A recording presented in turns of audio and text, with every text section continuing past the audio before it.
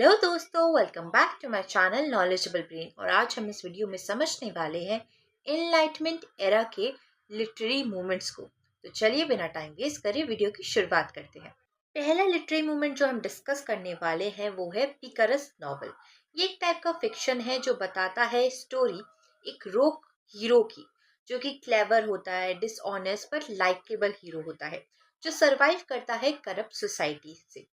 दोस्तों, ये जो लिटरेरी मूवमेंट है ये आया था 16 सेंचुरी में पहली बार स्पेन में, और पॉपुलर हुआ था अराउंड 17 टू 18 सेंचुरी यूरोप में, स्पेशली इंग्लैंड। दोस्तों, पिकारो का ही मतलब होता है रोग या फिर वेगाबॉन्ड। दोस्तों, ये जो लिटरेरी मूवमेंट था इसके की फीचर्स थे रोग हीरो यानी कि पिकारो, यानी पुअर लोअर क्लास करेक्टर जो कि अपनी इंटेलिजेंस की वजह से सरवाइव करता है एक करप्ट सोसाइटी में। इसके अलावा एपिसोडिक स्ट्रक्चर इसका एक मेन फीचर है जो बताता है कि जो स्टोरी है वो एक सीरीज में चल रही है, लूजली कनेक्टेड है एडवेंचर्स आपस में एक दूसरे से। इसके अलावा रियलिस्टिक और सटारिकल जो दिखाता है सोसाइटी के करप्शन को, क्रिटिसाइज करता है सोशल क्लासेस को। अलावा फर्स्ट पर्सन नरेटिव इसका की फीचर है जो कि ऑफन दिखाता है हीरो की अपनी लाइफ स्टोरी को। इसके अलावा नो मॉरल ग्रोथ, यानी कि जो हीरो है यूजुअली डज नॉट चेंज और इम्प्रूव। अब जानते हैं कुछ एग्जाम्पल जिसमें पिकारस लिटरेरी टर्म यूज हुआ है।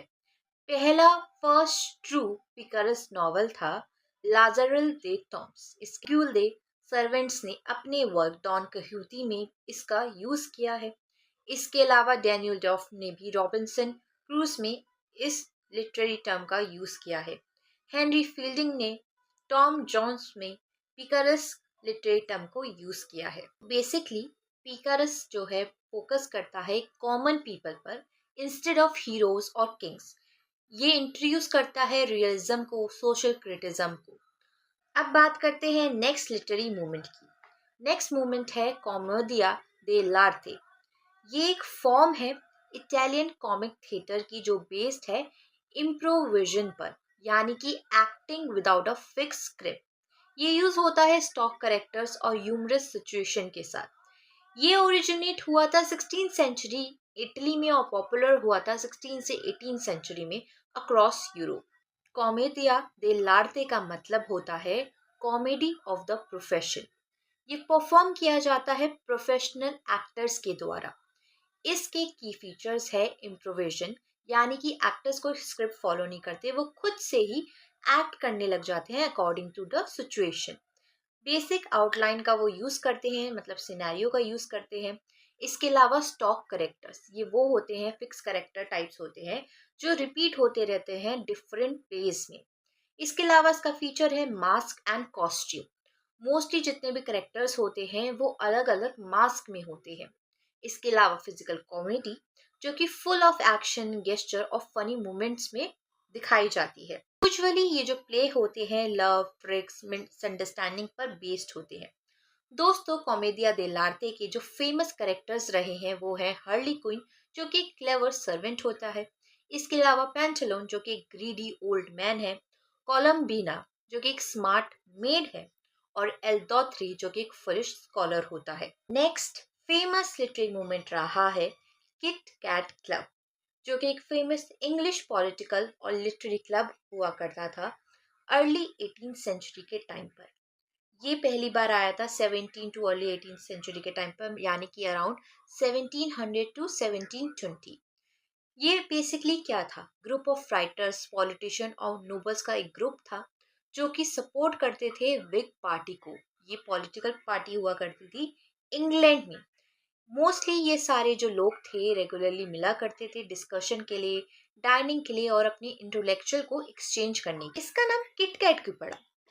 क्योंकि ये क्लब नेम है आफ्टर क्रिस्टोफर कैटलिंग, जिनका निक नेम था किट कैट, जो कि एक पाई शॉप को ओन करा करते थे लंदन में। क्लब के इम्पोर्टेंट मेंबर्स रहे हैं जोसेफ एडिसन जो कि एक फेमस एसेइस्ट है और को फाउंडर है द स्पेक्टेटर के।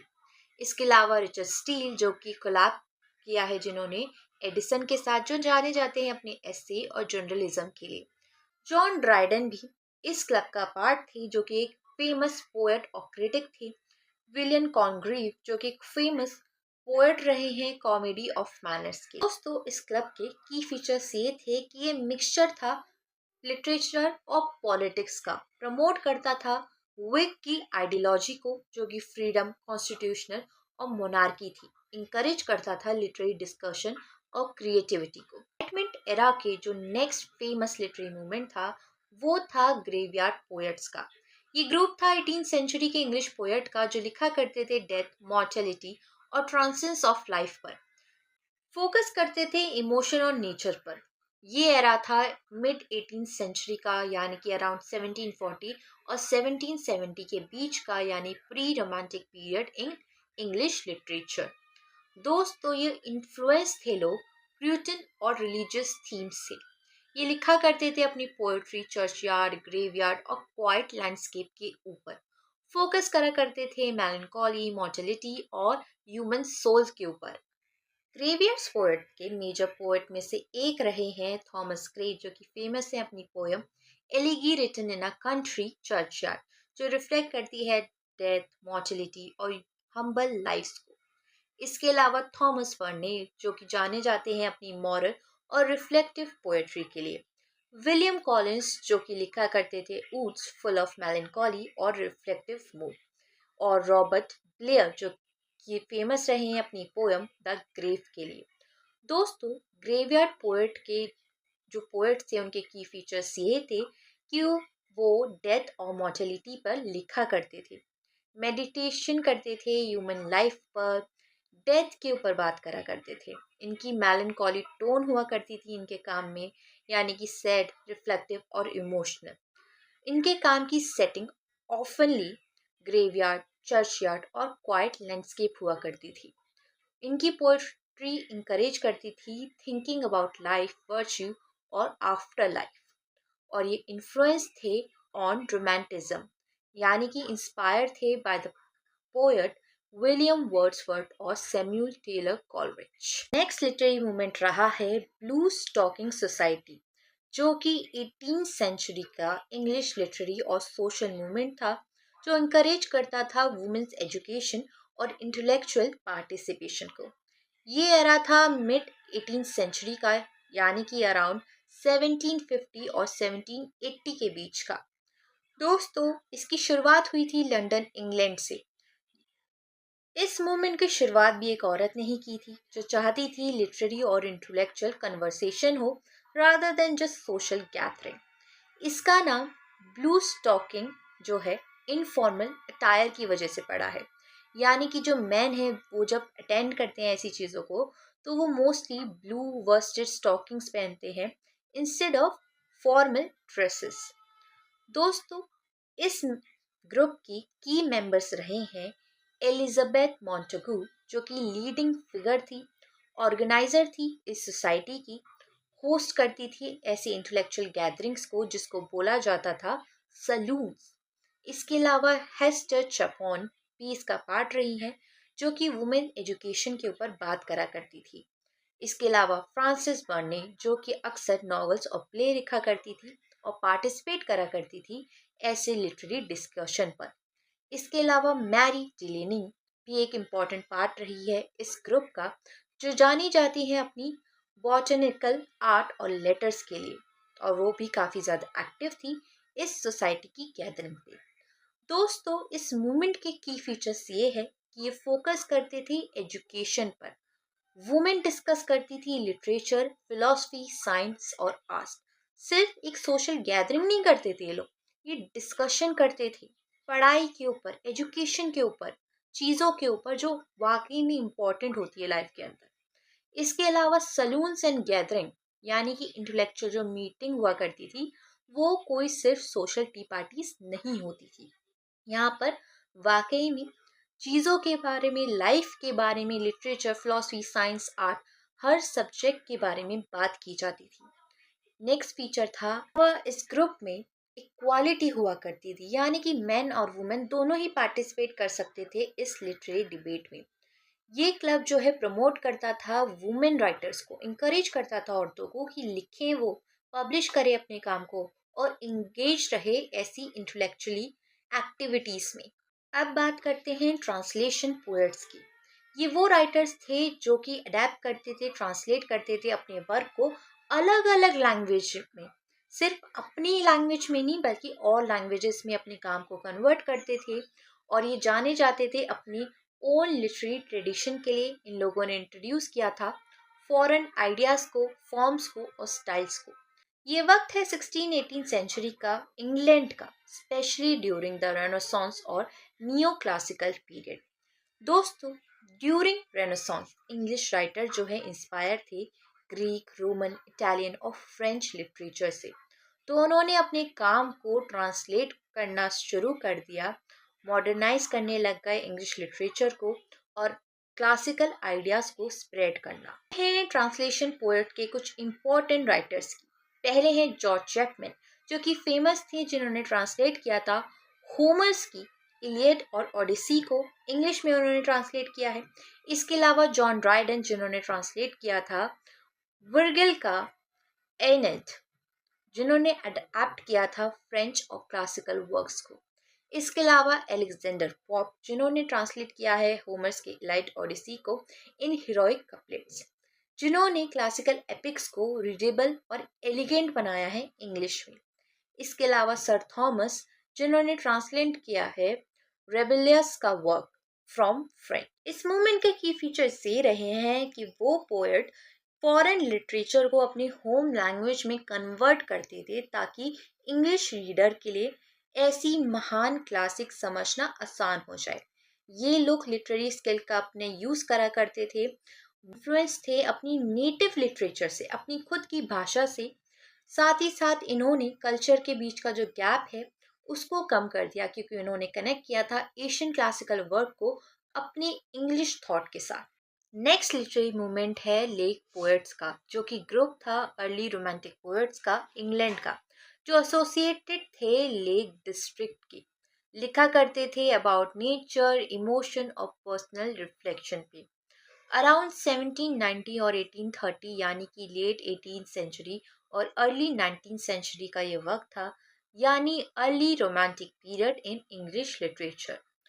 दोस्तों, इसका बैकग्राउंड ये है कि ये lake district in north west England से इंस्पायर पोएट्री लिखा करते थे।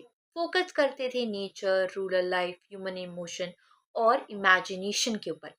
रिएक्ट करते थे अगेंस्ट इंडस्ट्रियलाइजेशन और रैशनलिज्म ऑफ इनलाइटमेंट। इस मूवमेंट के मेजर पोएट रहे हैं विलियम वर्ड्सवर्थ, जो कि लीडर थे इस ग्रुप के, जिनके फेमस वर्क रहे हैं लिरिकल बैलेड और टिंटन एबी। एम्फसाइज करते थे नेचर, सिंप्लिसिटी और इमोशन के ऊपर। इसके अलावा सैमुअल टेलर कॉलेज भी इस मूवमेंट का पार्ट थे, जिनके फेमस वर्क रहे हैं the rhyme of Asian Mariner और कुबला खाना, जो कि जाने जाते हैं अपनी इमेजिनेशन, सुपरनैचुरल थीम्स और फिलोसफिकल आइडियाज़ के लिए। इसके अलावा रॉबर्ट साउदी भी इसका पार्ट थे, जो कि पोएट लॉरेट ऑफ इंग्लैंड थे, जो लिखा करते थे हिस्ट्री, पॉलिटिक्स और रूरल लाइफ के ऊपर। दोस्तों, इन पोएट्स के की फीचर ये थे कि ये नेचर और लैंडस्केप के ऊपर लिखा करते थे। पोयम की जो सेटिंग थी वो हमेशा लेक डिस्ट्रिक्ट पर हुआ करती थी, जो नेचर रिफ्लेक्ट करती है ह्यूमन इमोशन के साथ। ये लोग एम्फसाइज करते थे ह्यूमन इमोशन और इमेजिनेशन को, यानी कि पर्सनल फीलिंग्स इनके काम का सेंट्रल आइडिया हुआ करता था, जो कि ऑफन लिरिकल और मेडिटेटिव हुआ करता था।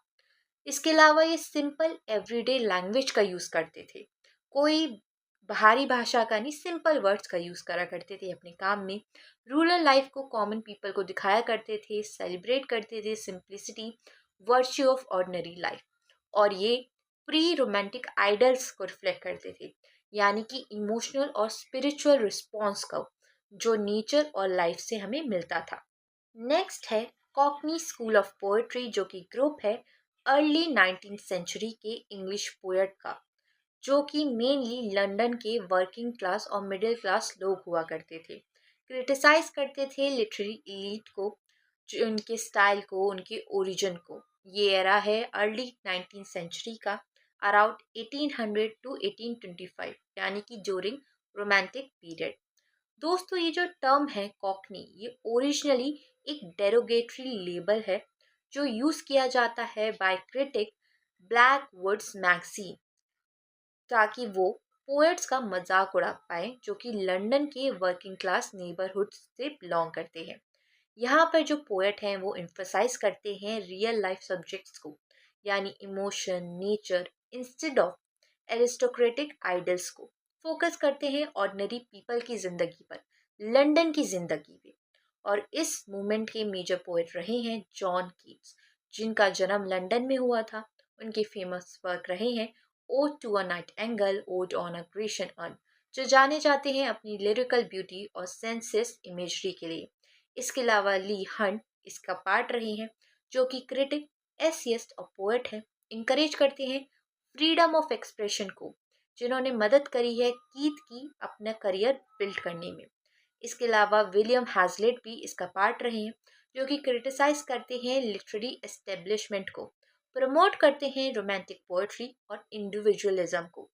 दोस्तों, इस मूवमेंट के की फीचर्स रहे हैं इम्फोसिस ऑन ऑर्डिनरी लाइफ, यानी कि ये लोग कॉमन पीपल के बारे में, उनकी आम जिंदगी पर, लंदन की आम जिंदगी पर लिखा करते थे। इमोशन, इमेजिनेशन इसका एक की फीचर है। रिबेलियन थे अगेंस्ट लिटरली एलिटिज्म, यानी कि जो बड़े बड़े हाई क्लास के लोग हुआ करते थे वो इन लोगों को कुछ समझ ही नहीं करते थे। इसके अलावा एक्सेसिबिलिटी ऑफ लैंग्वेज, यानी कि ये ऐसी लैंग्वेज में लिखा करते थे जो नॉर्मल लोगों को आसानी से समझ में आ जाए। कोई क्लासिकल नहीं, कोई ऑर्नेट नहीं, सिंपल सादी लैंग्वेज में ये अपने काम को प्रेजेंट करते थे। नेक्स्ट लिटरेरी मूवमेंट है सैटेनिक स्कूल ऑफ पोएट्री का।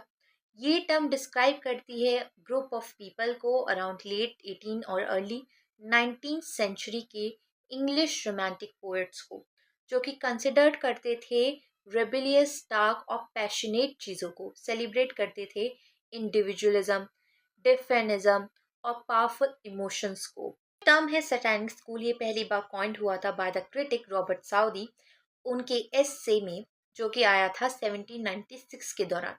यहाँ पे उन्होंने क्रिटिसाइज किया है पोएट को जो कि देखे जाते हैं डेंजरसली रेडिकल, पैशनेट और मॉरली चैलेंजिंग।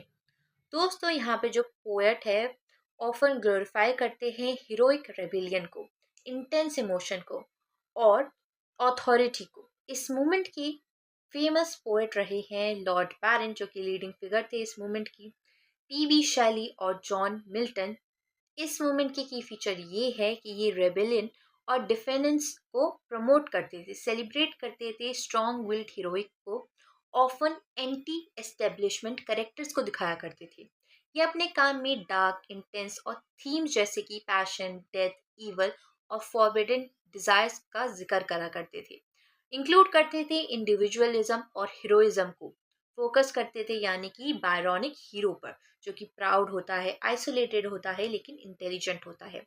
ये लोग अपने काम में इमोशनल इंटेंसिटी को दिखाया करते थे, यानी कि एक इंसान के अंदर जो एक्सट्रीम फीलिंग होती है, इमेजिनेटिव विजन होता है, बोल्ड स्टाइल होता है, ये लोग ऐसी चीज़ों को अपने काम में शो करते थे।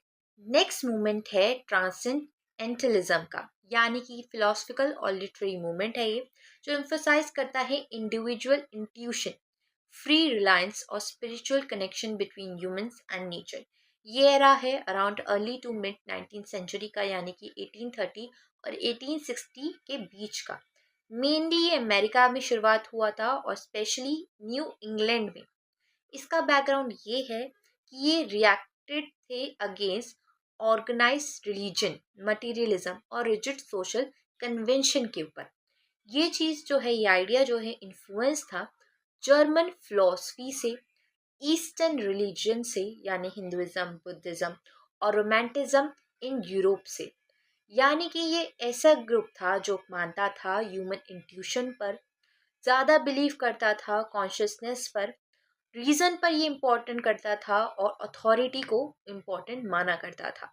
इस मूवमेंट के की फिगर्स रहे हैं लाफ वेल्डो इमर्सन, जो कि लीडर थे इस मूवमेंट के, जिनके फेमस वर्क रहे हैं नेचर और सेल्फ रिलायंस, जो कि इम्फसाइज करते थे इंडिविजुअलिज्म और इनर ट्रुथ को। इसके अलावा हेनरी डेविड थॉरो भी इसका पार्ट रहे हैं, जिनके फेमस वर्क रहे हैं वॉल्डन और सिविल डिसोबीडियंस। फोकस करा करते थे नेचर, सिंप्लिसिटी और नॉन वायलेंट रेजिस्टेंस पर। इसके अलावा मार्गेट फुलर भी इसका पार्ट रही हैं, जो कि वुमेन राइट्स पर, इंटेलेक्चुअल डेवलपमेंट पर बात करा करती थी। बैरनसन एल्कॉट भी इसका पार्ट रही हैं, जो फोकस करते थे एजुकेशन पर, स्पिरिचुअल डेवलपमेंट पर। दोस्तों, इस मूवमेंट के की फीचर्स ये रहे हैं कि इसका मेन जो सबसे इम्पोर्टेंट फीचर है वो है इंट्यूशन, यानी कि ह्यूमन इंट्यूशन जो है वो डिस्कवर कर सकती है ट्रुथ बियॉन्ड सेंसेस। इस मूवमेंट के की फीचर्स रहे हैं इंट्यूशन, सबसे इम्पोर्टेंट जो फीचर है वो रहा है ह्यूमन इंट्यूशन, जो डिस्कवर कर सकती है ट्रुथ बियॉन्ड सेंसेस। इसके अलावा ये लोग अपने काम में कनेक्शन दिखाते थे with nature, individualism, self reliance को प्रमोट करा करती थी, सोशल रिफॉर्म्स को जैसे कि अबॉलिशन, वुमेन्स राइट, एजुकेशन और इक्वालिटी पे बात किया करती थी। इन लोगों का मानना था आइडियलिज्म पर, यानी कि गुडनेस ऑफ पीपल पर ये बिलीव करते थे, विश्वास करते थे। नेक्स्ट लिटरेरी मूवमेंट रहा है डार्क रूम लिटरेरी मूवमेंट, जो कि फॉर्म हुआ था 1988 में बॉस्टन में बाय अफ्रीकन अमेरिकन पोएट्स। ये पोएट्री कलेक्टिव और रीडिंग सीरीज थी जो कि क्रिएट हुई थी बाय शेरिन स्ट्रेंज और Thomas Sayers Ellis with Janice Law. इसकी शुरुआत हुई है फ्यूनरल से जेम्स बैल्डविन के इन 1987, जिन्होंने इंस्पायर किया था ब्लैक राइटर्स की कम्युनिटी को कि वो आगे बढ़े, अपने काम को प्रमोट करें। इसका ये जो नाम है ये आया है library of black writing store in a former dark room से, जो कि कैम्ब्रिज में थी। इस मूवमेंट के की फीचर ये हैं कि ये सपोर्ट करते थे अफ्रीकन अमेरिकन पोएट्स और राइटर्स को, होस्ट करा करते थे रीडिंग्स, वर्कशॉप ऑफ परफॉर्मेंस को, इंकरेज करते थे collaboration, mentorship among poet. Notable poets जो इससे एसोसिएटेड थे वो थे Natasha, Tracy, Major Jackson, Kevin Young, Carl Phillips. Next movement है स्किलबरस क्लब का, जो कि एक इनफॉर्मल ग्रुप था 18th सेंचुरी के टॉरी लिटरेरी ग्रुप का, जो कि फाउंड हुआ था 1730 या 1714 में, जिसका एम था satirising pretentious learning and pedantry. इसके की मेंबर्स रहे हैं Jonathan Swift, Alexander Pope, John Gay, John Arbuthnot और थॉमस पर्नेल। ये क्लब फोकस करा करता था क्रिएटिंग द फिक्शनल या फिर प्रेडेनेटिक पर्सोना मार्टिनियस स्क्रिबलिस की पैरोडी फॉल्स लर्निंग के ऊपर। आई होप आपको ये वीडियो समझ में आ गई हो, और वीडियोस देखने के लिए चैनल को सब्सक्राइब करें। और नेक्स्ट वीडियो में हम बात करने वाले हैं विक्टोरियन एरा के लिटरेरी मूवमेंट्स के बारे में, तो हमारे चैनल को सब्सक्राइब करना ना भूलें ताकि आपकी कोई भी वीडियो मिस ना हो। Thank you for watching this video.